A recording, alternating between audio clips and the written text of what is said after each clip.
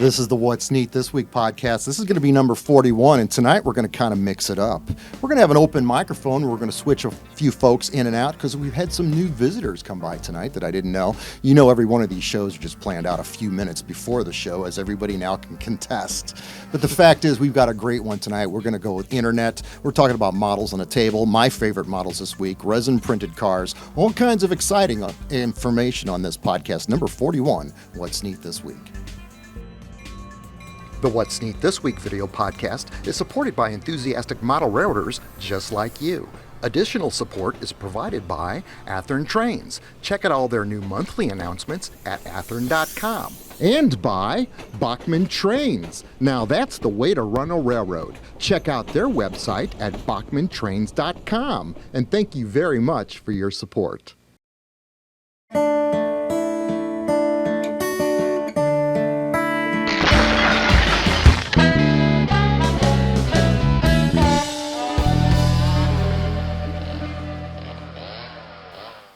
This is the What's Neat This Week podcast, number 41. Today is July 7th, 2018, and what a beautiful day it was today. Today we've got a lot of new news on the show, and we're going to have an interesting show in that we're going to switch out and have a live microphone where a couple of different folks are going to be on a mic tonight. So with that, let's start out with new news and the fact that I do have Daniel Coombs with me this evening. I've got Michael Budde here tonight, and I've got Joshua sitting over there. Hi, Joshua. Hello, hello. Josh All Barton. right. Joshua's got a microphone tonight. It sounds good. Dirk's running camera number 1, and Brent Olstery is running camera number 2. Brent Olstery. And in new news, let's go over the fact that Wathers has announced that they did a deal with Atlas to have Atlas acquire all of the Wathers dies for all of their N-scale product, and this also includes all of the lifelike product that they have in the Wathers line. All of that is being acquired by Atlas, and Tom, the CEO of Atlas, is excited about using all of this material and producing some really nice models with this stuff. So it's neat to see transactions like that take place in our industry. John Abatacola at Tsg Multimedia, you know him. We've had him on a couple shows in the past, and he's been a great guest. He actually interviewed me last Saturday. We didn't have to do a show last Saturday, but I did get interviewed by John, and it was really weird in the fact that I had to answer questions. I didn't get to run the show, you know what I mean? It was out of control. So you can see that interview in his Saturday morning podcast that just came out today. James Wright has shown off the new Athearns FEF UP locomotives 844 and 8444.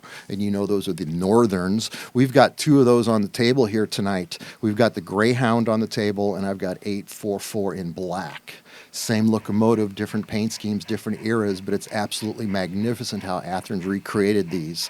And they just look dynamite in outdoor sunlight. These are some beautiful models, guys. Now, real quick, the sound is like the new Loke sound in the 8444 is just wow. We ran that too. We test ran that in the last 2 weeks, and yeah, it's magnificent. The startup, it's a very, very nice model with great sound. It's better than brass. Now, also one of our guests tonight, and we do have a lot of guests in the room, guys. How many folks do we have here tonight? But everybody, give me one of those and let the world know. Let the world know that we do have some folks out there that are watching the show and helping us. And one of our special guests, Kyle Murphy, tonight brought over a Fox Valley GP60 locomotive. You'll remember the Fox Valley models. We showed those in previous What's Neat videos. And we had Matt Gaudinsky on video. He was involved in that N-Scale Illinois Modutrack group that they had brought to St. Louis to the RPM meet, which leads me into the fact that the RPM meet is coming up in 2 more weeks. And I'm pretty sure Fox Valley is going to be there along with Rapido and a whole lot of manufacturers this year. I guess all you guys are going to come to the RPM meet too, right? Oh, yeah. Hopefully. So we look forward to that show. It's going to be a lot of work. Dirk, you and I have got to get 8 interviews done per day. We need 16 interviews, and I'll wrap up my What's Neat show for the month of September. So I look forward to getting that done. And so I don't hog the microphone any further. Mike Budde is with us tonight, and I always love this segment. I'm sure Mike is about to talk about cars. Yeah, that's a pretty good clue. Yeah, the first car on the left there, a pickup truck, orange truck, is a truck I brought to show Dirk. He was looking for a 69 or 1970 Chevrolet truck for his diorama Squad 51 or whatever it is, firehouse Sorry, I didn't watch the show, Dirk. I don't Station remember. 51. Okay. Yeah. Ooh, All right. emergency. Ooh. Emergency. Yeah. Okay. I was in second grade. So anyway, that was a simple conversion of one of those real rides trucks, just by adding a bar across the grill and moving the bow tie. But the next thing, the yellow truck, is that Bachmann Step van that I did a little bit more work on. I did some more work on the rear. I don't know how much further I'm going to go with it because I haven't been able to find any pictures of any in Missouri Pacific colors, so I'm going to probably let that one sit for a while. The two auto racks are cars I'm trying to get done before the RPM meet. The one in front full of vans, those are vans that I've converted into long bed and short beds by cutting the Trident Chevy vans down and spacing the wheelbases to the prototypical length. And the Jeeps are Jeeps I've been buying up at Mark Twain. I went up there today and bought 3 more. I'm sure I'm making Kevin Thompson happy with all the money I'm spending on those Jeeps. Beautiful. I But love yeah, those. Who they're makes worth those? it. Who makes those? Those are Burkina. Is that like a European All right, now company? there's two Yeah. different, there's two different kinds of Jeeps on that auto rack. The little Jeeps, the old style Jeeps are Roco that I painted, and they're not really correct for CJ5 or CJ7. I'm getting a lot of input from Jeep experts out there about all the things that are wrong with these models, but I'm probably just going to finish it, try and get it done in time for the RPM meet. The auto racks themselves are later designed Whitehead and Kales. Once I saw the models that Athearn were coming out with, I started building these because they're a different style. They're a newer style that are pretty much like the auto racks today. As far as the post spacing and the sway bracing in the middle, they just have the sides and the roofs added, but everything else is pretty much the same. So as soon as I found out, like again, what I said about the Athearn model, I wanted to build something different. So I started building a fleet of these. I'm working on 4 different ones. I don't know how many I'll have done in time for the RPM meet, but anyway, that's what I've been doing. Man, how many photographs was that we just got to see? I love your presentation, Mike. It's just awesome to Thanks. sit there and watch. I mean, what you did for our show that I just finished for August, and I'm going to talk about it in a few minutes, you showed us how to use foil to make wrecks. Yeah. And dude, I'm not going to show any pictures of that right now because I can't. I don't want to give it up. But, brother, you are really good at making cars look wrecked. Well, yeah, I do a lot of modifications on those Jeeps. I put different tires on them too, different tires and wheels to make them look more modern. Same thing with the vans. I changed out the Trident wheels for ones that I cast myself in resin that look more realistic. So anyway, That's your money's worth for the show right there. We could just end the show and we'd have a good one right now. But without further ado, let's get some more rope to hang ourselves. Okay. First of all, I got to tell you what, I got excited about some engines, and this is not an Athearn advertisement. This is me being enthusiastic. I don't get excited about something very often, and these SD60s from Athearn got me excited. And I'll tell you why. These are patched units, okay? And I photographed these outside, and I also shot video of them. I'm going to start with the photographs. I shot the green unit.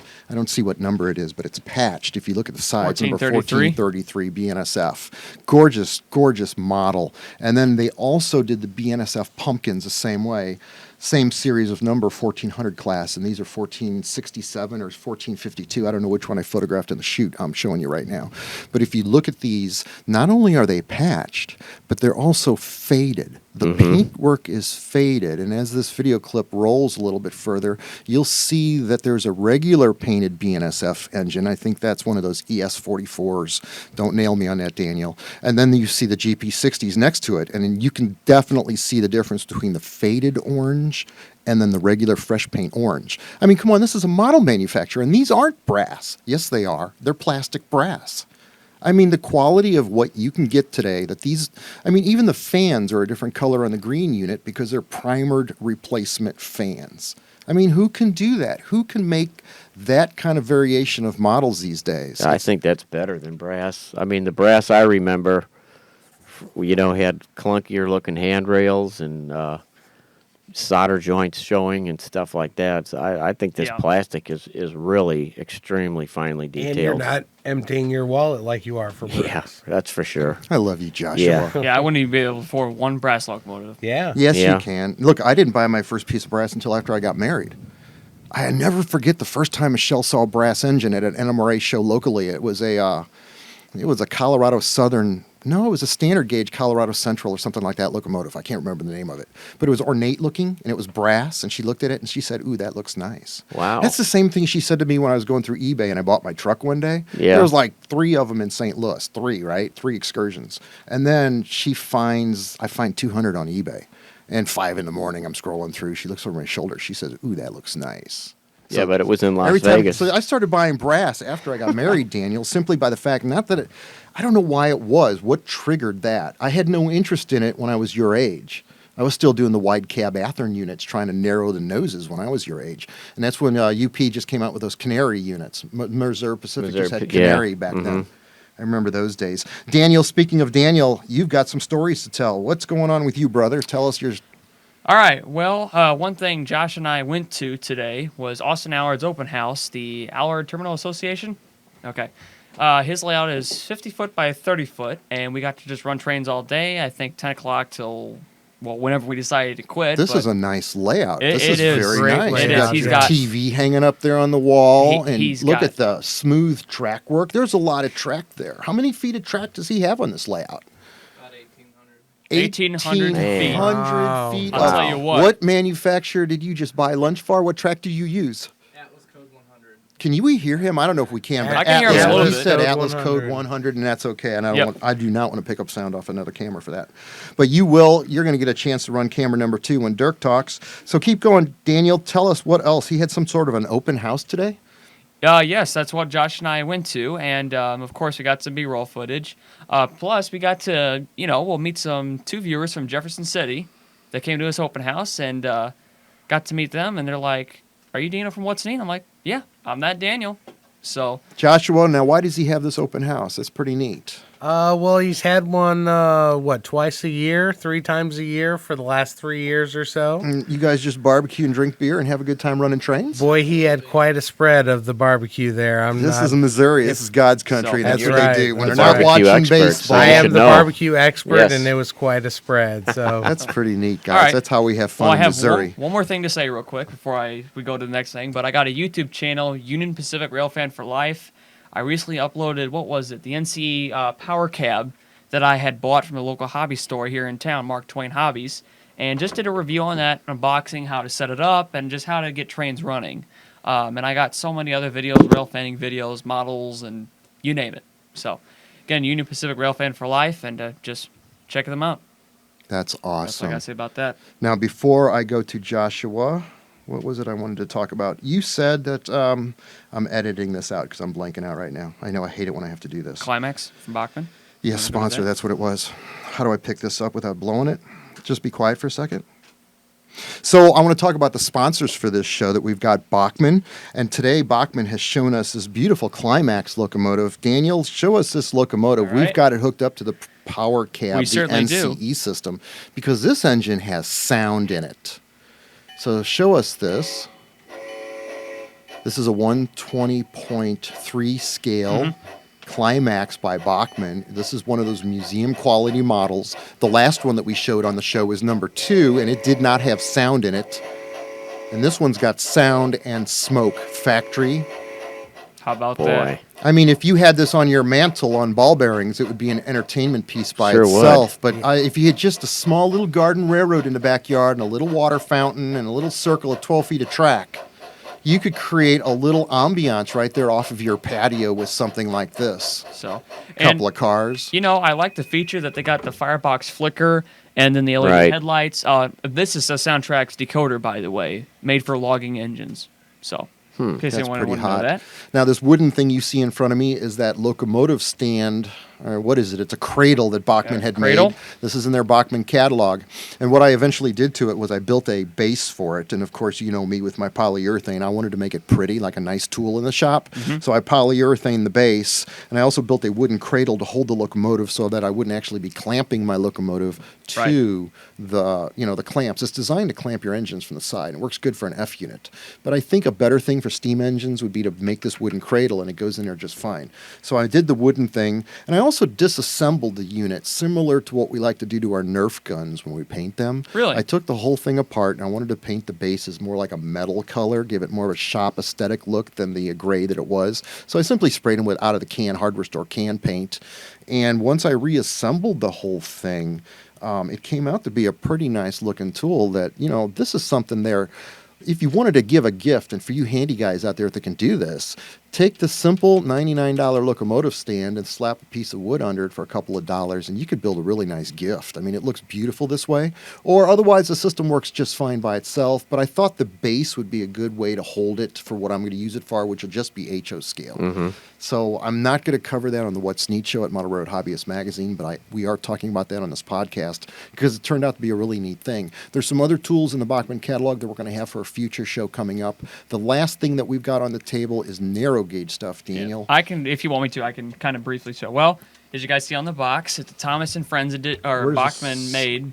And the steam engine right here. Okay, so recently Bachmann is starting to come out with the Thomas and Friends narrow gauge fleet.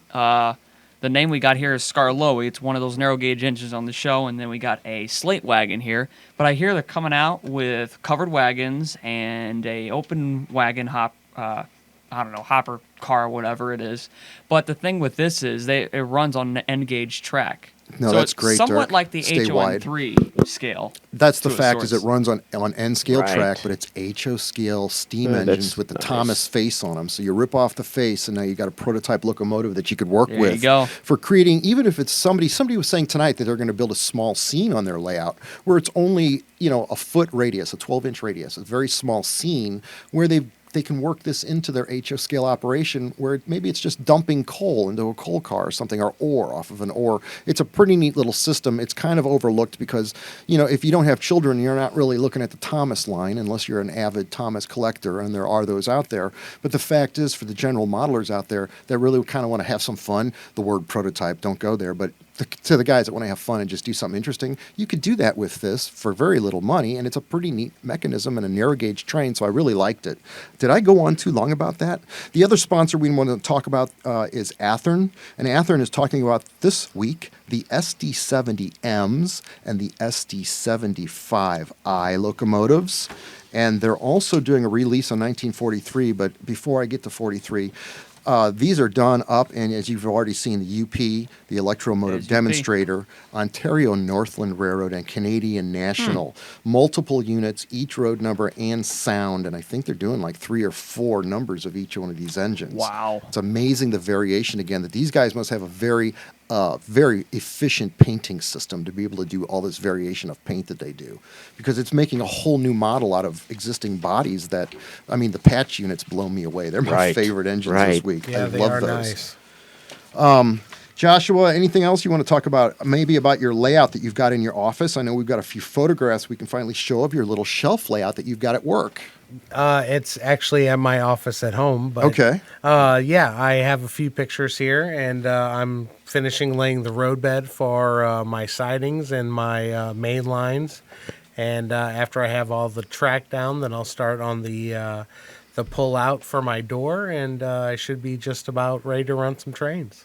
Great. That's awesome, man. It's really neat that you could build this and just, have it there as some people have dice on their desk, and some people have little balls that go tick-tock, tick-tock, But you've got a layout. Talking about a conversation piece, if you have anybody in your home office there, it's perfect. Absolutely. So without further ado, I want to also bring in, I think Dirk Reynolds has got some vehicles here. Dirk, you want to come over to the microphone and be able to talk about the vehicles? Austin Allard is going to take over camera number 1. Very good, guys. You did it without tripping. Thank you. Dirk, tell me, what do you got going on here? I'll show photographs of all of this so you guys can stay wide on Dirk. What are your cars?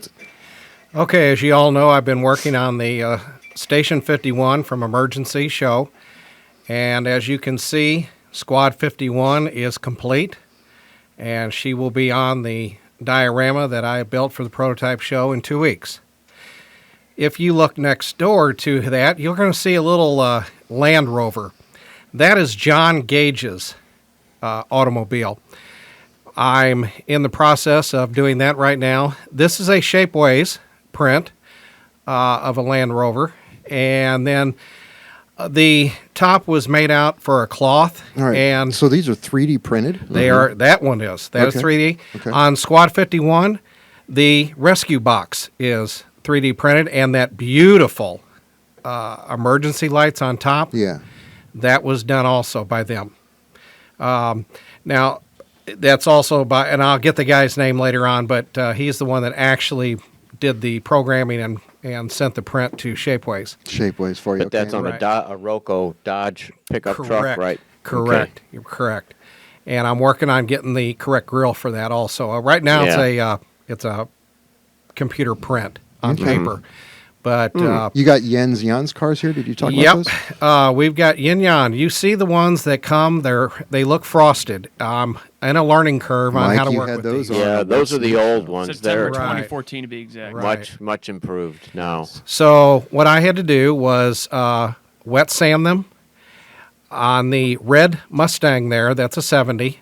And then on the 70 Ford pickup, I also did that. I painted the Ford pickup, and you have to hand paint them. If you use an airbrush, then that airbrush actually makes the lines come out where you can really see them. So you have to hand paint them. I painted over the red on the Mustang and used the chrome pen to do that. And so I'm in a steady learning curve, thanks to Mike Budde here, who's really a help on how to do this stuff. Yeah.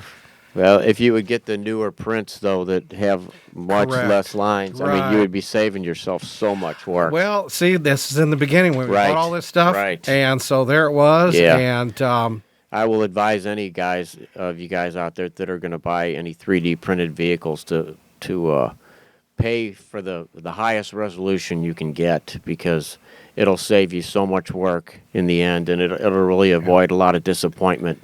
As you see some of these older Right. models that are really hard to work right, with. it is. And don't get them wet, because I was pressing on the hood of that Mustang to hold it, and suddenly realized that when your kid used to climb on your car and dent your hood Yeah. or the roof, well, that's what it looked like. And I Those had are to- somewhat soft. Yeah, they went soft on me, so I had to come in there and push them back up to where it needed to be. All these cars are being done because Emergency was shot in the early 70s, 1970.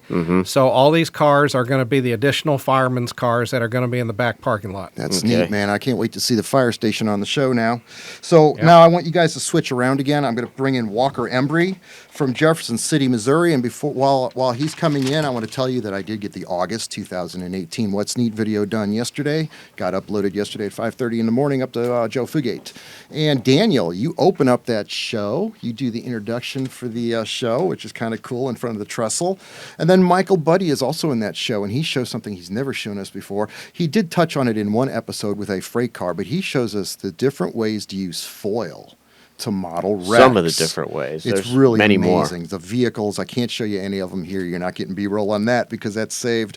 Ron Perry comes over and shows us the color of brick buildings, how he likes to make the colors, various shake the can hardware store spray paint, which is a good tip to have because it's cheap and it makes the brick color look just right. And then he details the roof and some of the buildings. It's a neat little segment by Ron. We look at Rick Huntrod's beautiful HON3 layout. This is a Rio Grande Southern layout. I mean, he's got it all covered. He's got Ridgeway, Vance Junction, Ophir. It's just a beautiful layout. And also, one thing that was common on all of the layouts in this month's video was they told me out loud without me asking, what kind of system do you guys use, is what I would say. I'd say, well, what system do you use to power your layout? NCE on both of these layouts. It just came out just like that. We look at Pete Doherty's beautiful HO scale layout. It's a 1948 era Seattle, Washington wharf layout. It's just a beautiful layout. And I knew I was going to tell you about 1943 tonight, and I didn't do it yet during the Athearn ad segment.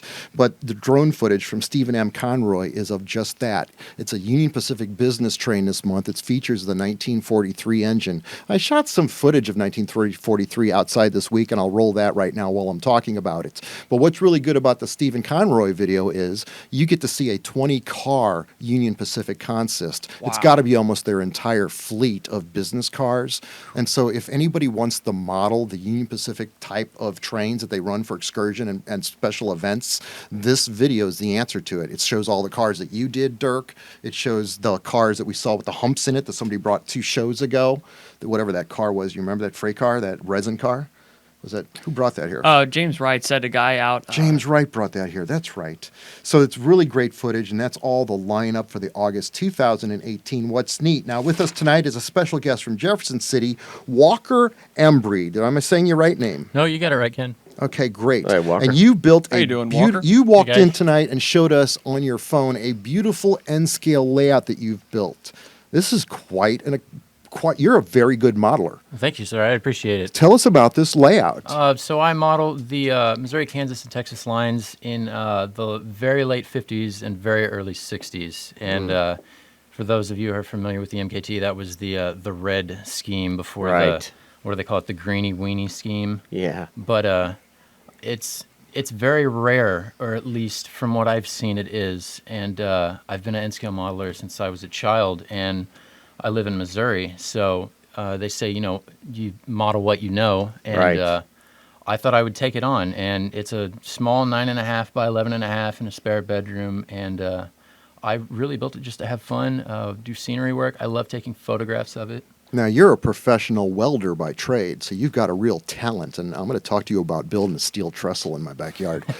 But the fact is, not only are you very good with metal work, but the fact you're coloring on the layout, the scenery, the textures, your rock work, everything looks very realistic. You really have a great artistry with regards to your eye. Yeah. I don't know where it comes from. Maybe it's just a talent I picked up.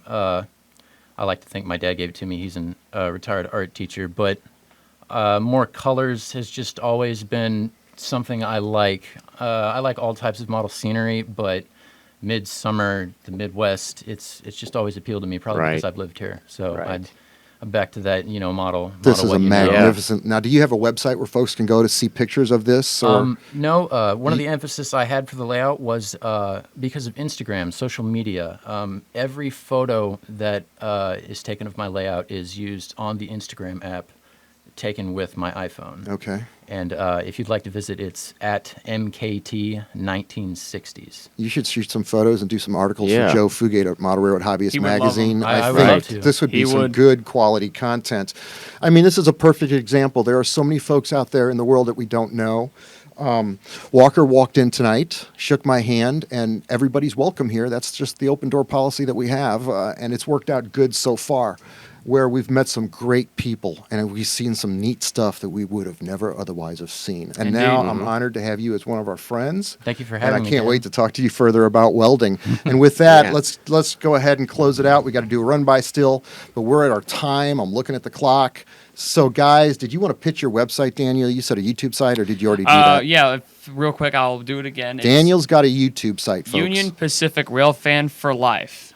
All right. So We love you, Daniel. Thanks for being here tonight. Thanks. Thank you for running cameras, Dirk, Brent Ulstery, Mike Budde, Daniel. Yeah. I know. Walker, Walker, thank you very Embry. much for being here. Joshua back there smiling. Everything's good. This is a great show. Let's look for the next run by coming up. This is show number 41, closing out for July 7th, 2018. Guys, let's whip it up. All right. run some trains. Very good. I like the OPEC unit. I have one of those. I'd love to have a bunch of these. Yeah, me too. That's my goal is to get all the heritage units. I have them. I just don't have room. You get over there with a train truck. That's a good shot. That just makes it a powerful concept right there. And there comes their armed forces.